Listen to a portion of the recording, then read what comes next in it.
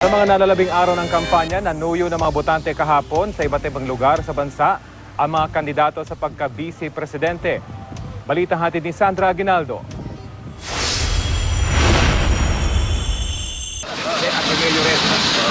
Sa Oriental Mindoro nangampanya si Senador Bongbong Marcos. Nagtungo rin si Marcos sa Barangay Santa Maria Village sa Calapan City. Sa Panayam, kinumpirma niyang nakipagpulong siya sa Iglesia ni Cristo noong Martes para hingin ang kanilang suporta. Pinauubaya na lang daw niya sa INC ang desisyon. Gayunman, sabi ni Marcos, nakuha na raw niya ang suporta ng El Shaddai. Nandito ako. Siyempre dahil umaasa sana ako na suportahan ng kapatiran ang aking kandidatura. Kung ano man ang kanilang desisyon ay ipapaubaya na natin sa kanila na sinabasa. How about the El Shaddai group, sir? I think Brother Mike already made the announcement last week that he's supporting me for Vice President. Wala pang sagot ang El Shaddai hinggil sa pahayag ni Marcos. Dumalo naman si Congresswoman Leni Robredo sa pagtitipon-tipon ng Women's Movement for Vice Soraya at Bangsamoro Youth Leaders sa Lanao del Sur at Marawi City.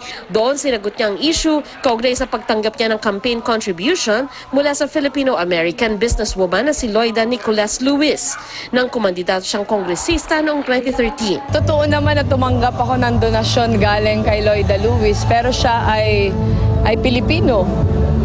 Totoong nakatira siya sa New York pero Pilipino siya. Nagkaroon siya ng fundraising pero before I accepted her donation, she assured me that all the funds came from Filipino citizens.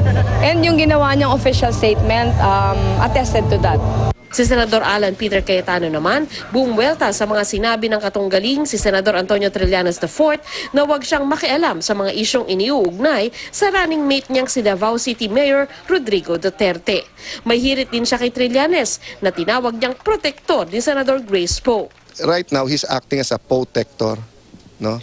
Ang pinoprotektaan niya, si Senator Poe. Ba't hindi mo naririnig kay Senator Poe? Sabihin, Senator Trillanes, hindi okay sa akin yan.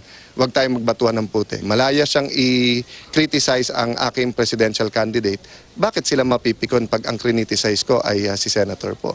Nagpunta sa Quezon Province si Cayetano at nakipagdialogo sa ilang magsasaka. Sa pangangampanya naman ni Senador Chis Escudero sa Albay, itinagi niya ang bali-balitang nakipagsuntukan umano siya sa asawa ng katandem niyang si Senador Poe dahil sa campaign funds. Git pa ni Escudero, halos walang napupuntang donasyon sa vice presidential candidate. Wala namang binibigay halos sa vice presidential candidate dahil hindi alam kung anong opisina ang hahawakan niya.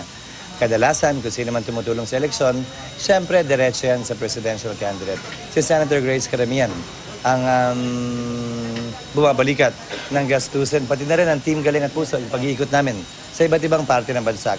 Nag-ikot naman sa ilang barangay sa Cebu si Senador Gringo Hunasan. Nagpunta rin siya sa University of Cebu para maging guest speaker.